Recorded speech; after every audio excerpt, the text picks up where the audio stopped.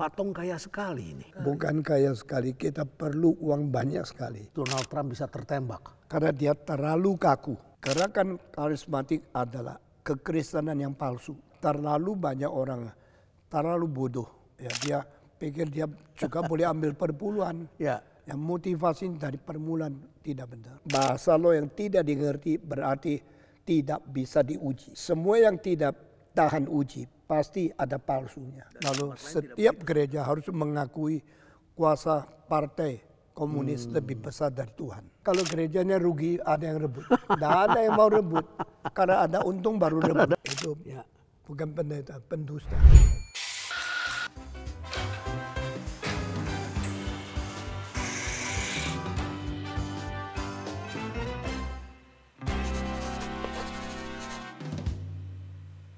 Episode Intrik kali ini juga sangat spesial. Kali ini saya khusus datang bertemu dengan seorang pendeta yang membangun tempat ini yang sangat megah. Dan nanti kita akan tanya-tanya banyak hal, dan beliau ini adalah Billy Graham-nya Indonesia. Kurang lebih begitulah, bahkan Asia. Di Asia kalau jalan-jalan di Hong Kong, Singapura, di Thailand, di mana saja termasuk di Tiongkok, pasti orang mengenali wajah pendeta di depan saya ini. Ini adalah Pak Pendeta Stephen Tong. Ya. Terima kasih Pak Tong sudah mengizinkan kami very datang ke sini dan berbincang dengan Pak Tong. Terima kasih Pak Tong. Jadi Pak Tong, kita bicara dulu tentang hall ini. Aula Simfonia Jakarta. Katanya Bapak perlu 50 tahun menunggu adanya ini. Saya kepingin Indonesia ada tempat yang indah, yang cukup bagus untuk mementaskan musik yang indah. Tapi saya tunggu-tunggu, saya dengar Soekarno ingin membuat satu, tapi sampai mati belum bikin. Tidak terjadi. Gus Dur juga tidak jadi. Megawati juga terjadi. Setelah 50 tahun nunggu, saya pikir tidak boleh tunggu lagi. Saya sendiri bikin satu. Tetapi susahnya, sulitnya, uangnya semua. Tapi akhirnya bersandar sama Tuhan. Tetap Tuhan memberi anugerah dan kita genapkan ini. Habis dong duit Pak Pendeta Tong di sini. Ya, karena ada orang-orang yang suka musik juga membantu. Jadi kita sehemat mungkin, kita dengan sebisa mungkin menjadikan gedung ini bisa terbentuk dan bisa menjadi tempat pertama gedung musik yang memadai kebutuhan pementasan musik klasik di Indonesia. Dan dikatakan akustiknya tidak kalah dengan negara-negara di Asia, bahkan salah satu yang terbaik. Menurut satu konduktor dari Vienna, ini terbaik keempat di dunia. Oh, terbaik keempat di dunia? Pertama yang paling baik itu di Amsterdam. Nomor satu di dunia Amsterdam. Itu namanya Concertgebouw. Kedua menurut dia itu ada di Berlin Timur. Namanya Concert Hall. Ketiga ada di Vienna. Namanya Musikverein Saal. Dan menurut dia ini keempat yang terbaik. Oh, dari segi akustik. Jadi kita hanya menerima apa yang dipuji oleh dia. Kita sendiri tidak berani ngomong apa-apa. Ya, luar biasa. Hampir setiap bulan ada orkes di sini. Setiap tahun kira-kira 18 kali konser yang bermutu tinggi. Pak Tong, ada satu yang sangat menarik perhatian saya. Di sini ada organ besar. Sangat besar. Dulu saya lihat ada di Rusia, di Skandinavia, di Jerman, di Eropa ini banyak sekali. Tapi di Indonesia saya hampir nggak pernah lihat yang organ ini pipa dulu sebesar ini. Organ ini aslinya dibikin di Kanada. Dimiliki oleh satu gereja di Cleveland. Tapi gereja itu sudah mulai merosot dan dia jual itu. Akhirnya kita yang dapat. Lalu saya kirim dari Amerika ke sini, lalu minta seorang organis yang bikin betul organ dari San Francisco. Dan dia datang ke sini bikin betul semua ini. Jadi kita pasang di sini. Ini menjadi organ terbesar di Indonesia. Organ terbesar di Indonesia. 3.280 pipa. Kalau yang paling besar di dunia itu 17.000. Oh, 17.000. Yang biasanya yang besar. Di mana itu 17.000? Di New Jersey. Oh, New Jersey di Amerika Serikat. Kalau yang biasa yang besar 8.000. Di Indonesia paling besar. Setelah ini ada yang di katedral Katolik, ada yang di gereja GPIB yang ada di Gambir. Tapi itu semua hanya 1.000 lebih pipa. Ini 3.280. Luar biasa. Ini beratnya lebih 10 ton. Jadi tidak cukup hanya dibawa ke sini, tapi juga harus ada orangnya yang menyetel kembali. Iya, yang bikin betul harus ada orangnya. Yang stem harus ada orangnya. Bongkar di Kanada, simpan di satu tempat seperti gudang 2 tahun, bayar setiap bulan itu. Lalu akhirnya dikirim, uang kirim, sampai di sini pasang kembali satu pipa semua. Semua itu berapa kali ongkos. Tapi kita setengah mati akhirnya tetap jadi. Pak Tong kaya sekali ini. Bukan kaya sekali, kita perlu uang banyak sekali. Perlu uang banyak sekali. Bukan kaya sekali. Kaya sekali itu sisa uang. Kalau perlu uang itu kurang uang. Kalau perlu uang kurang uang. Iya. Pelan-pelan sampai bisa jadi. Mesti hemat dan mesti baik-baik, pintar-pintar memakai uang. Apa artinya hemat bagi Pak Tong? Hemat, jadi yang tidak perlu jangan dibuang. Jangan boros, jangan korupsi, itu baru bisa hemat. Ya. Saya juga melihat dan diajak keliling melihat museum dan itu banyak sekali benda-benda bersejarah. Ya. Itu Pak Tong kumpulkan dari berbagai negara. Ya, dari puluhan tahun itu. Puluhan tahun. Ya, pelan-pelan satu persatu. Juga kita harus pintar-pintar mempersiapkan uangnya, pilih di mana belinya, akhirnya jadinya puluhan tahun. Pak Tong yakin itu barang asli semua? Tidak. Kebanyakan yang Cina punya barang asli. Oh, Cina punya barang asli. Kalau lukisan semua kopi. Oh, replika. Suruh orang gambar satu persatu, tapi dengan tuntutan yang tinggi, dengan mutu yang minta ada kemiripan dan ada kesetiaan kepada yang asli. Apa tujuan Pak Tong menyediakan museum itu? Apa karena senang saja punya barang antik? Nah, saya harus mendidik bangsa ini menghargai sejarah, mempelajari barang yang bermutu dan menikmati yang sangat berarti. Jadi itu adalah karya seni yang indah dari ini sejarah. adalah bersifat mendidik dan membuat bangsa kita lebih pintar mempelajari semua kristalisasi daripada bijaksana di dalam sejarah, di dalam abad-abad yang lampau. Karena barang yang berseni, barang yang bernilai tidak diganggu oleh waktu. Dan tidak diganggu oleh waktu. Tidak dimusnahkan oleh sejarah. Karena itu akan mendidik manusia beribu-ribu tahun. Berarti ini bukan cuma sekedar bendanya, tapi ada cerita di balik benda itu. Kalau hanya bendanya itu tidak ada artinya. Tapi ada bijaksana. Ada kebijaksanaan. Ada bijaksana, ada seni, ada desain, ada pikiran-pikiran di belakangnya, itu baru menjadi pendidikan. Dan Pak Tong ingat semua cerita dari masing-masing benda seni yang ada di sini. Saya berusaha belajar sebanyak mungkin. Ini perlu ribuan buku.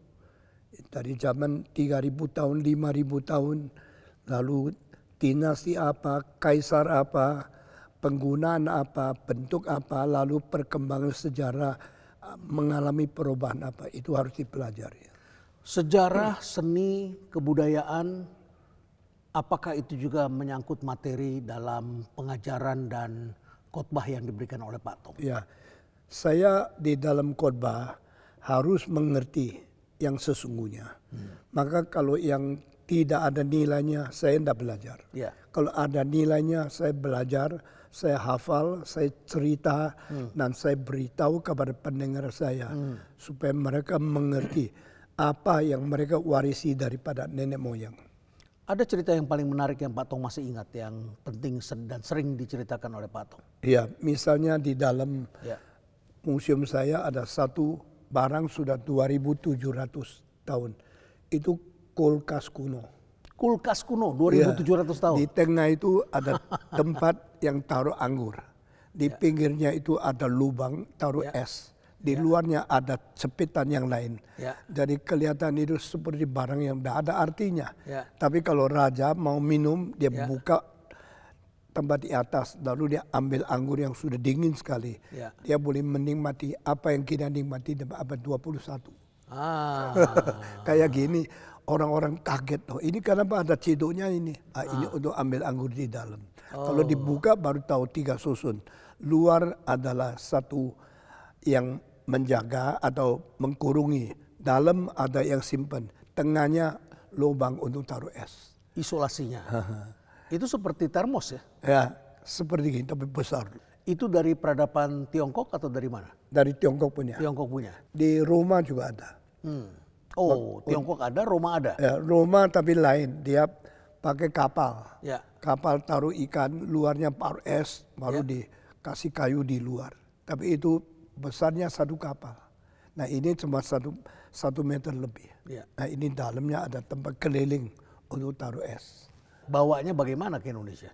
Oh, itu saya kirim pakai kapal. Akhirnya sampai di sini. Ya, baik Pak Tong. Pak Tong kalau memberikan materi pendidikan dalam ministry yang didirikan dan kemudian juga khotbah, selain menyangkut soal sejarah, kemudian juga sering nyerempet kepada politik, filsafat. Semua hidup manusia pasti ada bijaksana yang mendukung dan yang mengarahkan kita menuju kepada hal yang terbaik, khususnya iman dan moral. Ya, bagaimana belajar menjadi orang beriman, bagaimana belajar menjadi orang bermoral. Iman di dalam batin, moral di luar etika. Jadi kalau iman sama Tuhan itu kuat dan mau mengerti kehendak Tuhan, tidak mungkin hidup sembarangan. Tidak mungkin hidup sembarangan. Ya, hidup untuk mencari pimpinan kehendak Tuhan. Tapi kehidupan untuk mengutarakan kebajikan, kesungguhan, kejujuran untuk menghadapi orang lain. Dengan demikian jadi manusia yang hati nuraninya mempunyai dukungan bahwa kita jalan benar. Nah ini menjadi manusia yang berarti. Walaupun itu yang disampaikan tidak selalu dalam sejarah Alkitab. Tidak selalu dalam sejarah kekristenan. Meskipun kita tidak lihat, tapi di dalam segala hal mengandung bijaksana, mengandung kewajiban, mengandung perasaan, hati nurani dengan bersih. Nah ini semua ada sangkut paut dengan iman, moral, karakter, kejujuran dan sebagainya. Lantas Pak Tong juga mengikuti dan baca berita begitu banyak sampai hari ini, mengetahui kekinian begitu banyak. Apa saja yang Pak Tong menaruh perhatian pada peristiwa kekinian hari ini? Kalau kekinian itu hanya sandiwara, hanya penipuan, saya anggap tidak ada artinya. Kekinian menjalankan, mengikuti sesuatu dalil atau hukum yang kekal, itu yang berarti.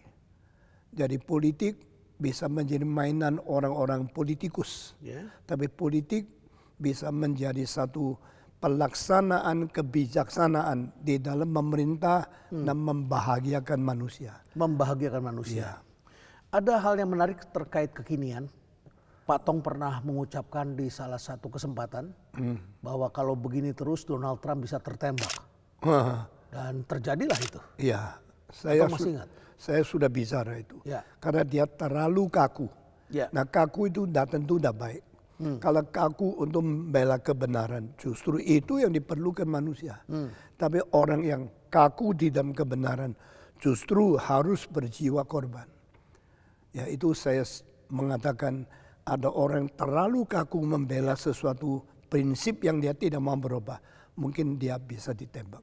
Dari situ pemikirannya. Apakah Donald Trump termasuk kategori itu? Kaku untuk membela kebenaran? Donald Trump adalah seorang yang banyak kelemahan.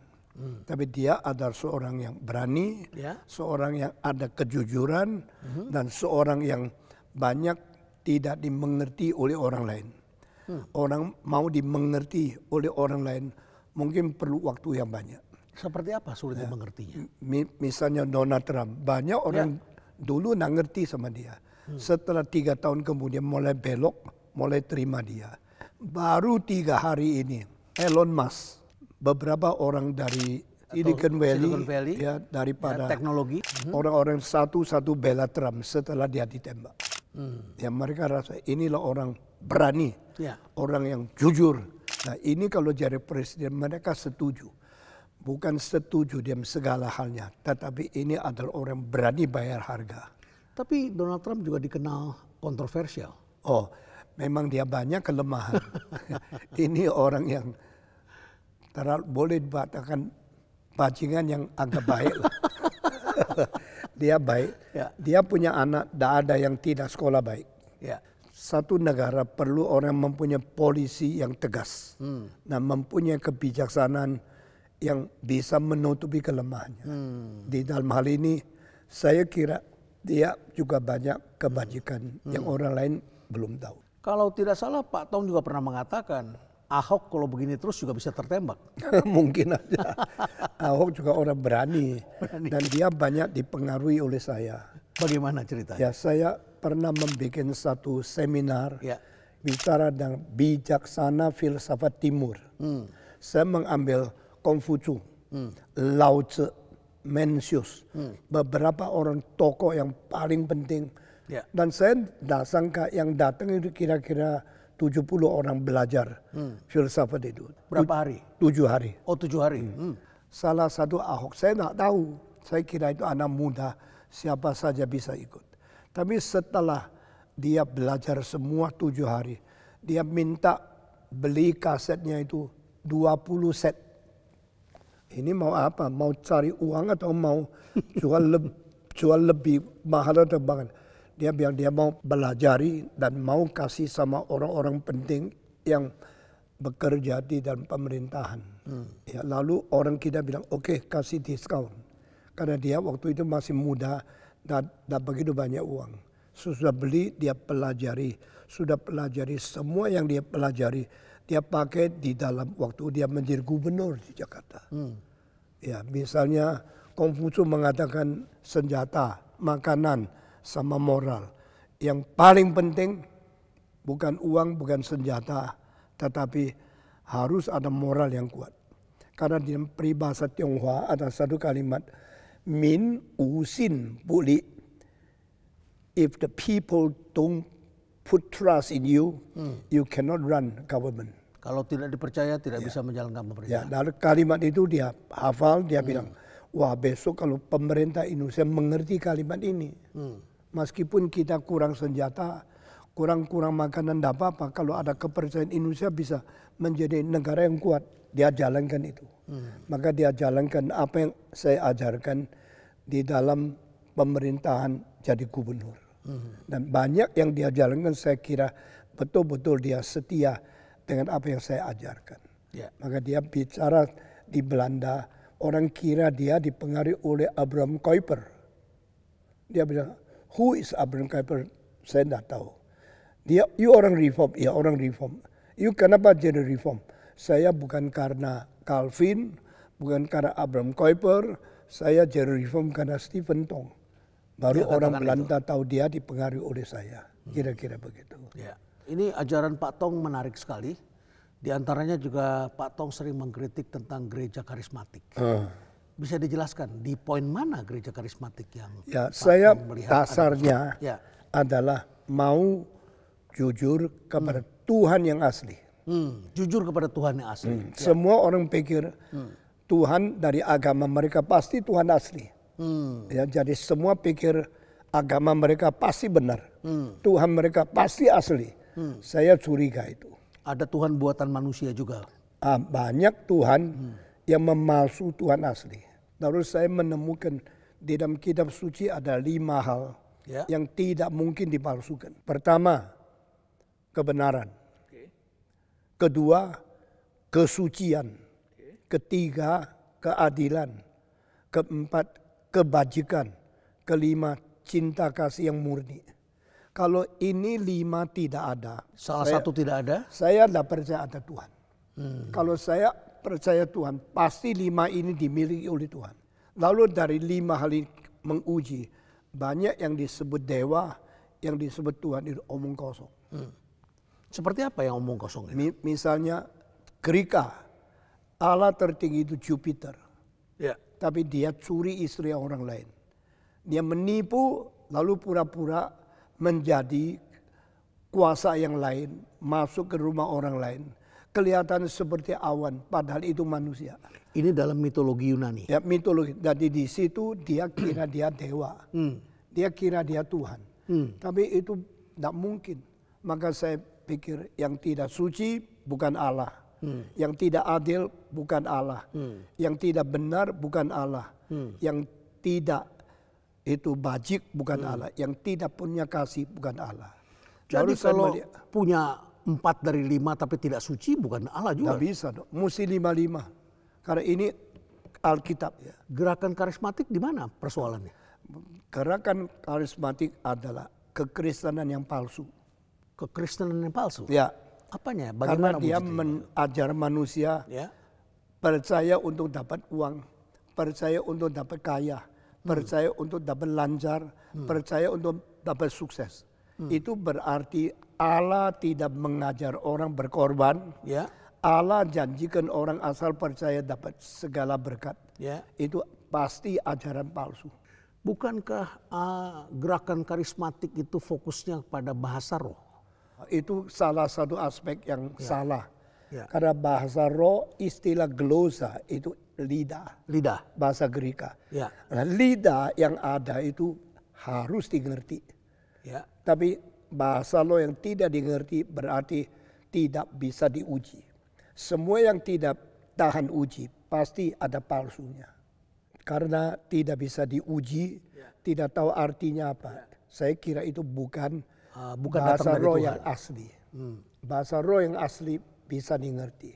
Kalau orang tidak ngerti kesalahan orang, tapi Roh Kudus akan membuat orang ngerti. Karena itu tugasnya Roh Kudus. Roh Kudus ada roh yang mengajar kebenaran kepada manusia. Ya. Tetapi karunia lidah yang tidak tanggung jawab, ngerti pokoknya bikin orang kaget lalu percaya. Saya tidak percaya itu benar.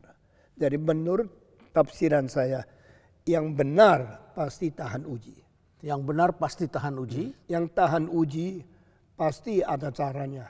Untuk dimengerti. Jadi Alkitab bukan menipu manusia, mendidik manusia mengerti kebenaran.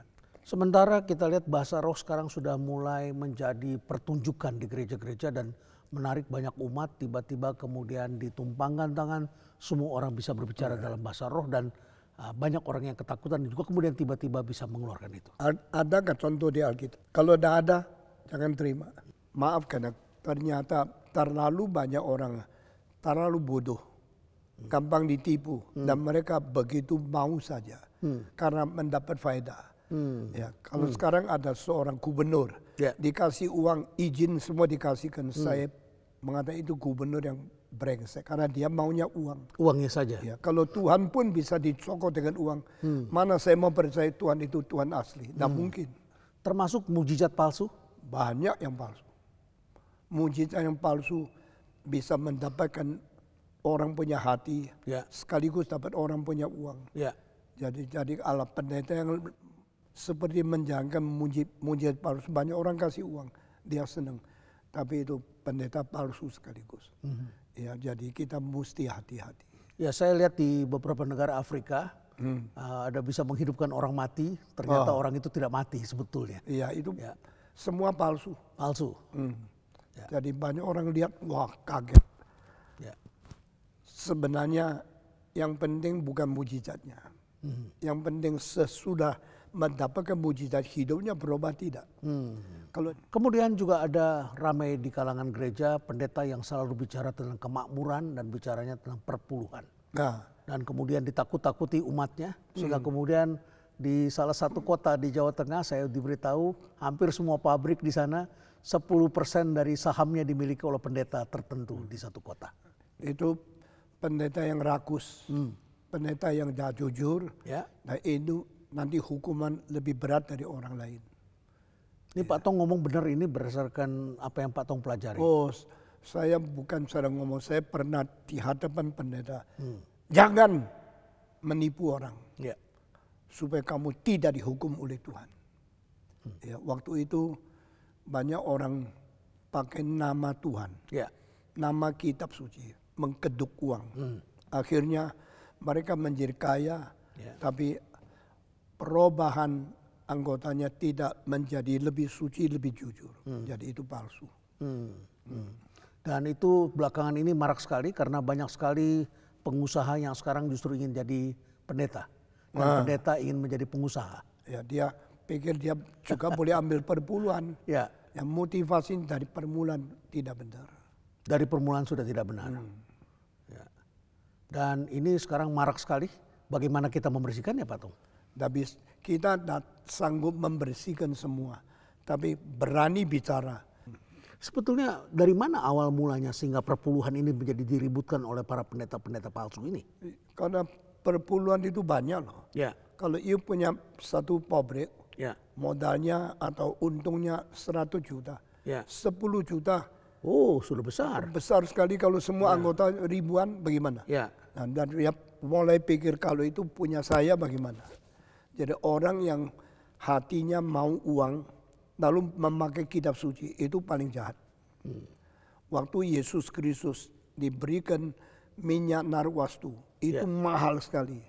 Waktu dituangkan minyak kepada Yesus, Yesus tahu tidak lama lagi dia akan dibunuh. Nah, ini ada pelantikan untuk dia menjadi seorang imam yang mati untuk semua orang. Waktu itu ada satu rasul dari Yesus mengatakan, kenapa buang uang begitu banyak? Uang itu jangan beli minyak narwastu, lebih baik dijual dapat uang untuk menolong orang miskin. Bagus tak? Bagus. Bagus ya? Bagus. Menolong orang miskin, siapa berani lawan? Tetapi dia ngomong kalimat itu, hatinya lain. Tujuannya tidak ke situ.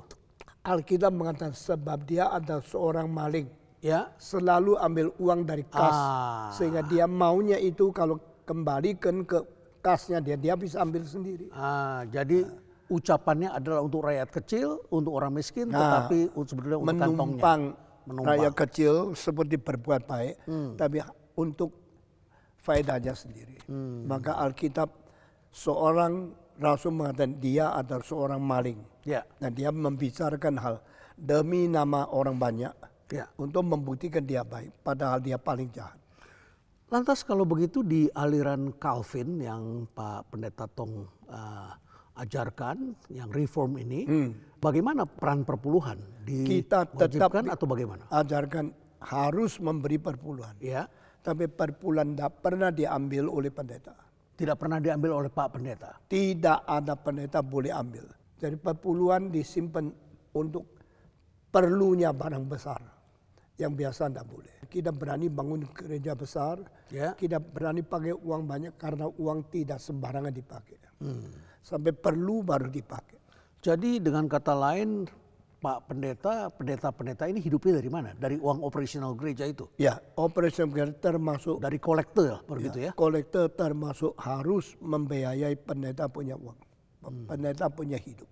Dan yang menentukan siapa besarnya? Ya, itu kita mempunyai prinsip sama-sama setuju dan sama-sama belajar. Berarti ada manajemennya yang mengatur? Ya, manajemen itu harus dikuasai oleh tua-tua yang mengetahui prinsip Alkitab. Tetua gereja. Baik. Belakangan ini banyak sekali kehebohan sehingga kemudian banyak terjadi peristiwa rebutan gereja. Bahkan bertikai antara ayah dengan anak. Rebutan gereja itu kalimat saya tidak setuju.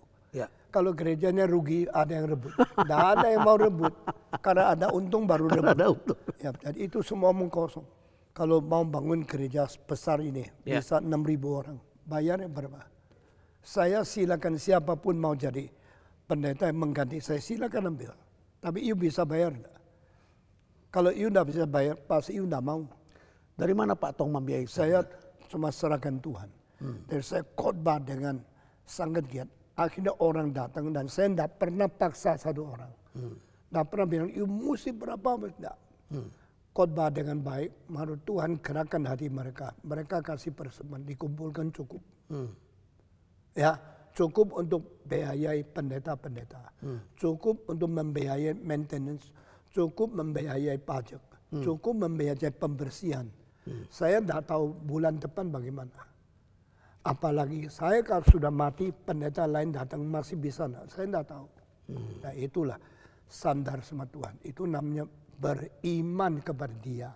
Dia mensanggupkan segala sesuatu. Tidak gampang loh ini. Kalau di company kan uangnya cukup banyak untungnya. Di sini tidak ada yang jamin. Berapa orang kasih persembahan berapa? Tidak ada yang jamin kok. Tidak ada subsidi dari pemerintah. Tidak ada uang bantuan dari luar negeri. Gedung ini dibikin dari hari pertama. Tidak ada bantuan pemerintah. Tidak ada bantuan gereja luar negeri. Tidak ada Belanda. Saya tidak ada pemerintah. Tidak ada. Justru waktu bangun pun 1 rupiah tidak pernah pinjam dari bank. Cuma beriman kepada Tuhan kasih keuangan cukup untuk bayar. Tapi Tuhan betul-betul apa yang Dia katakan itu jujur. Ya, ketika Pak Tong mulai dikenal, saya juga mengenal nama Billy Graham. Banyak prinsip yang sama, tapi banyak cara kerja beda sekali. Berbeda. Di mana samanya, di mana berbedanya?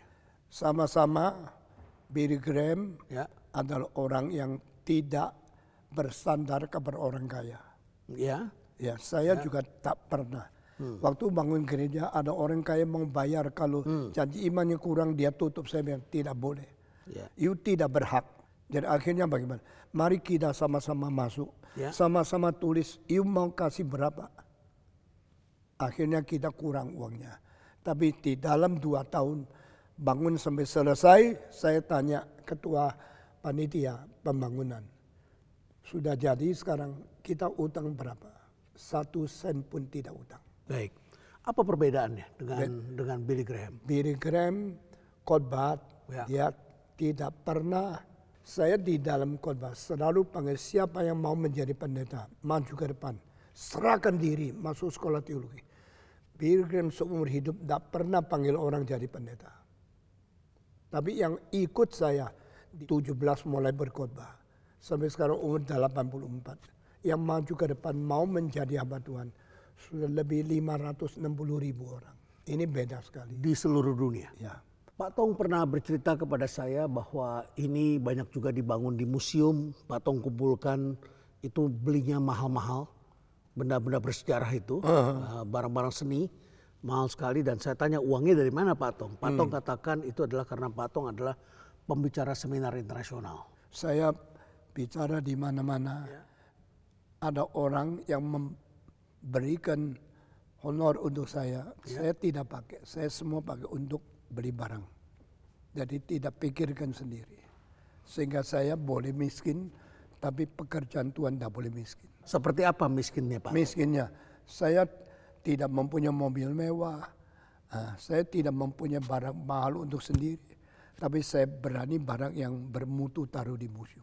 Jadi pendeta sebaiknya jangan bicarakan jam yang mahal. Saya ada. Tapi saya akan simpan kalau besok saya CIT mau bangun, semua dijual untuk uang.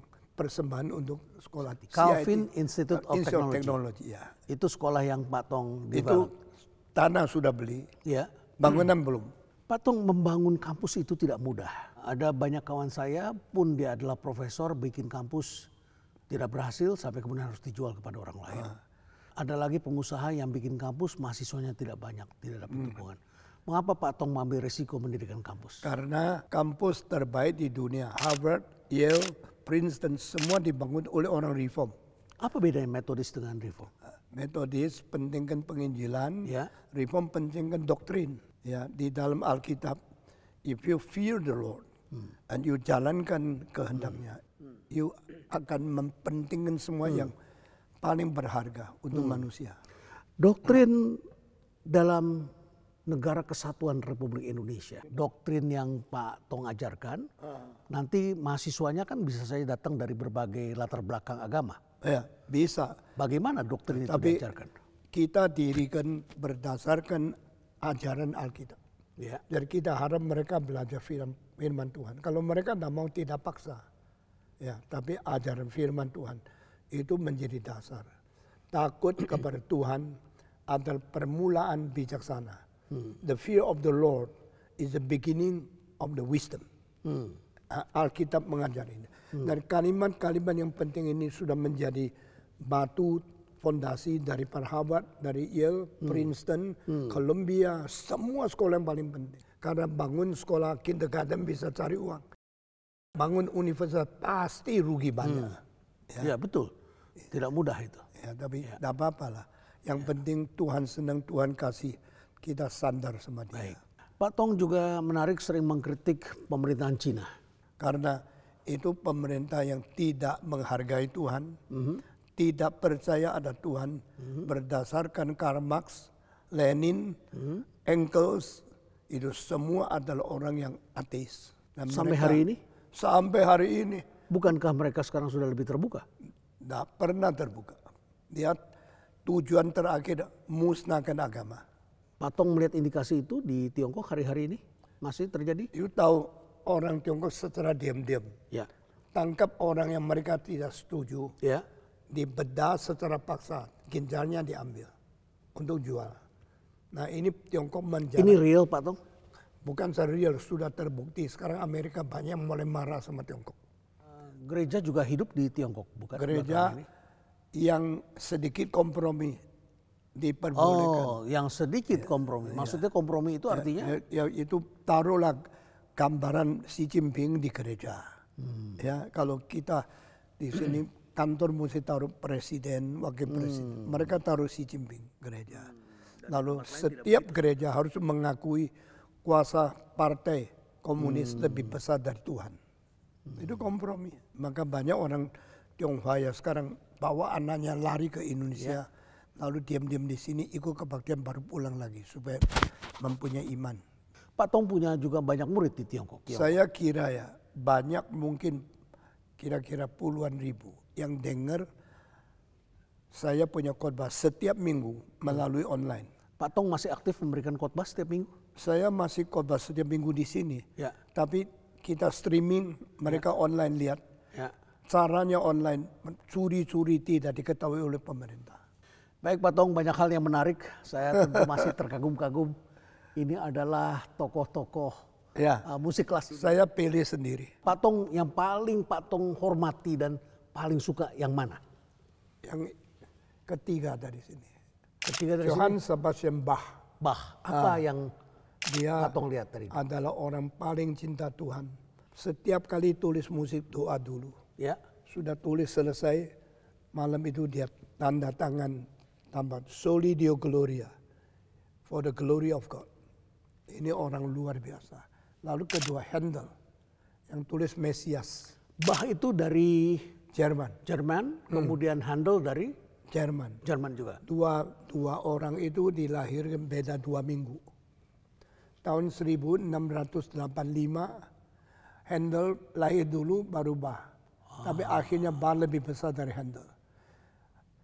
Tahun 1750 Bach mati. 1759 Handel mati. Ini disebut bapak dan ibu musik modern. Nah ini 3 orang di sini. Handel, Haydn, Mendelssohn. Pembikin musik gerejawi yang terbesar. Itu Mozart. Musik paling banyak tulis. Itu Beethoven. Simfoni. Ini 2 orang paling penting. Lalu di sini satu-satu menurut sejarah. Ini Berlioz. Lalu ini adalah Grieg. Ini adalah Liszt. Lalu ini adalah Weber. Satu-satu saya pilih yang terbesar di dunia. Terakhir Pak Tong, apa pesan Pak Tong terhadap umat Kristen Indonesia yang barangkali sekarang menghadapi? Sangat sayang banyak Kristen dapat pendeta palsu, ajaran palsu, tidak sadar. Mereka pokoknya ke gereja kelihatannya. Apakah percaya mereka itu benar? Jadi Allahnya benar. Mereka berlaku di semua agama. Mereka semua sama. Itu berarti tidak bertanggung jawab kepada Tuhan, juga tidak bertanggung jawab kepada iman sendiri. Mereka main-main dengan agama. Asal seperti orang Tionghoa mengatakan, siapa kasih susu itu mamae. Allah mana yang bikin dia kaya itu yang dia sembah sujud. Itu semua omong kosong. Seperti musik. Kenapa musik penting? Karena musik menuntut kesetiaannya. You pernah dengar speaker yang bagus. Ya. Itu namanya hi-fi. Hi-fi. Apa itu hi-fi? High fidelity. Setia, cocok dengan aslinya. Tentu prihatin saja tidak cukup. Karena banyak sekali yang sekarang ingin jadi pendeta demi dapat uang, dapat kekayaan. Itu ya. Bukan pendeta, pendusta. Pendusta. Ya.